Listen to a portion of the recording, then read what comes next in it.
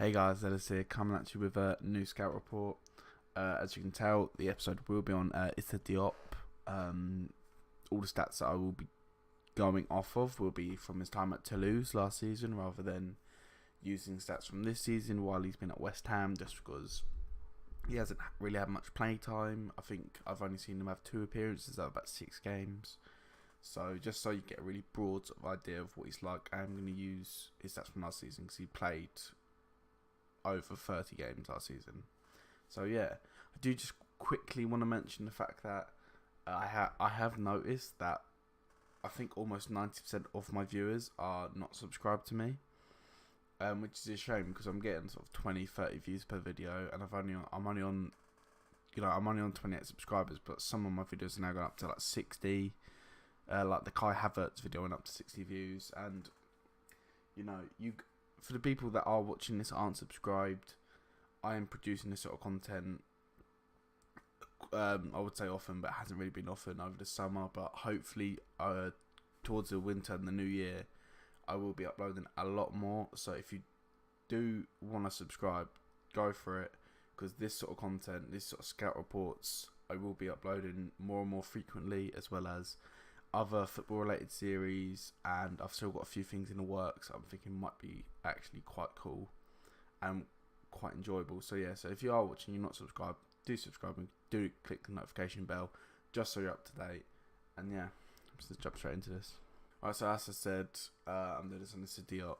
He is currently playing for West Ham. He moved there from Toulouse last summer. He's a 20-year-old French centre back. And also I'll be comparing him to Raphael Varane, as for me he's probably the best French central defender in the world currently, so I think it'd be quite a good comparison. Also, they're quite similar players. So Issa Diop last season made 34 first team appearances for Toulouse in the league. In those 34 appearances he scored 3 goals. And I actually saw some of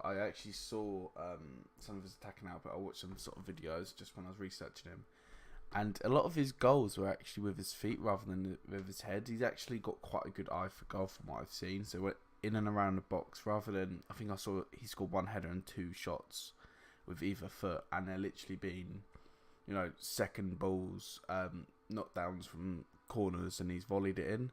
But I mean, I don't know when this will be uploaded, but West Ham played in the Capital One Cup, or Carabao Cup it's called now, a couple of days ago, and he scored an absolute screamer for West Ham. So he is a centre back that can score goals, and also he's a big lad, so he's very, very good from corners.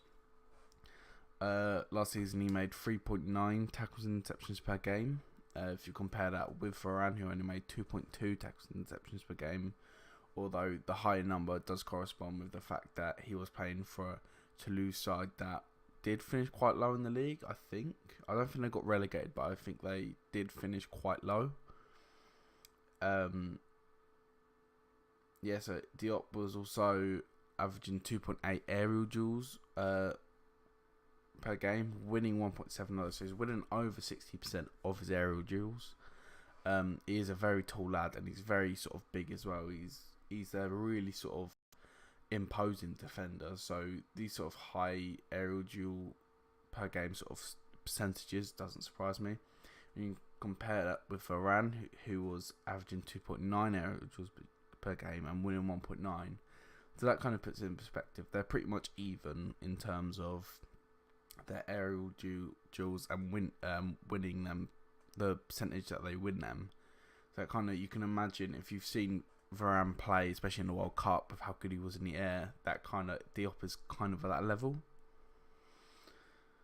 When it comes to his passing as well, Diop is quite good. I mean, he averages 2.9, so let's say 3 long balls per game. In a modern game, obviously, most centre backs now, or at least one centre back in a pairing or in a back 3, is expected to be able to play 2, 3, 4 long balls per game, diagonal balls, switching the play, and therefore getting his team up the pitch. You compare this with Varane, who's averaging 3.7 long balls per game, But, that is higher because he's playing in a Real Madrid side that are probably averaging about 60 to 65% possession a game. So they have a lot of the ball. So that sort of chance creation is expected. Whereas, Diop's averaging 3 long balls per game in the Toulouse side that didn't really have too much possession. So it shows he does have that ability to launch the balls up, to push his team forward. Especially with that, I didn't include this in the stats I was going to talk about. But he is very much a defender as well. He likes to break the lines. He likes to pick up the ball in defence and run through midfield, take on players and get his team forward. He's really, really sort of progressive in that respect. He really gets forward well.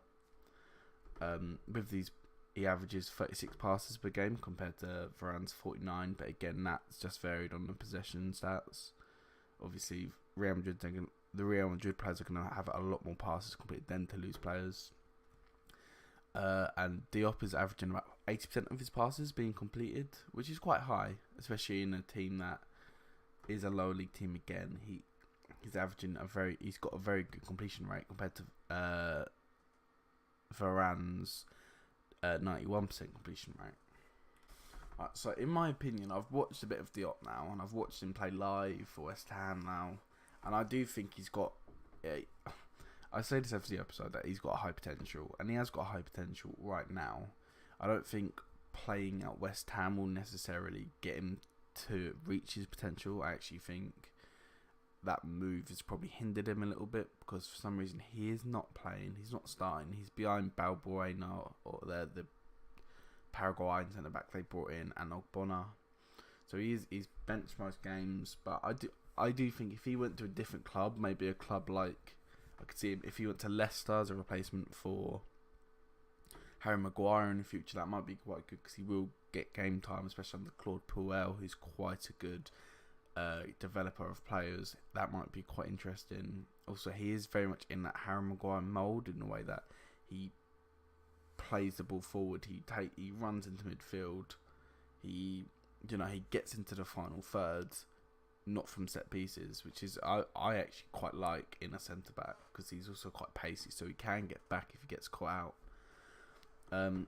Obviously he's a ball playing centre back. That's what I've said. So even in a back three, if he played in the middle of a back three, that would be he'd be quite good there as well. He is a bit of a destroyer.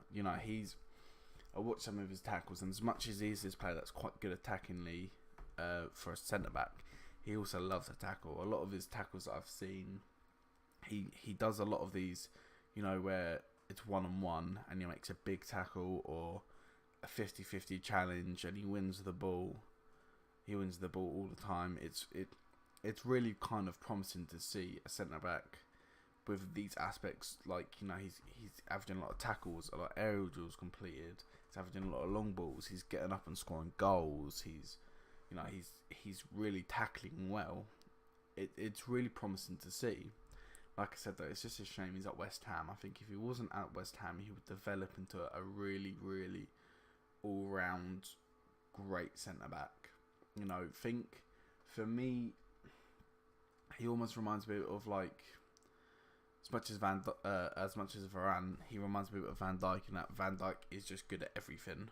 Virgil van Dijk, he can move the ball up the pitch. He can defend really strongly. He can win aerial duels. He can, do long passes. He kind of reminds me.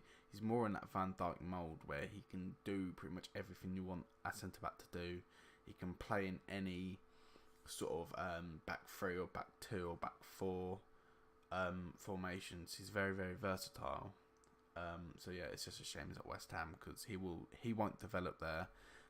Pellegrini, I can't see Pellegrini playing him because I think Pellegrini's got quite a lot of pressure. I think that comes with a West Ham job. They've spent a lot of money, and let's be honest, the West Ham fans are some of the worst in the world. I don't want to draw any hate, but they are dreadful. They expect so much more than they deserve, and Pellegrini is not going to take any risks. So yeah, I really hope you enjoyed that. I know that this summer I haven't been uploading as regularly as I wanted to. I wanted to be doing 3 videos a week, but I was away. I was away at a family. I was playing my elbow. Did you hear that? I was away at a family. I stayed with my family for the summer and actually broke my laptop quite early on.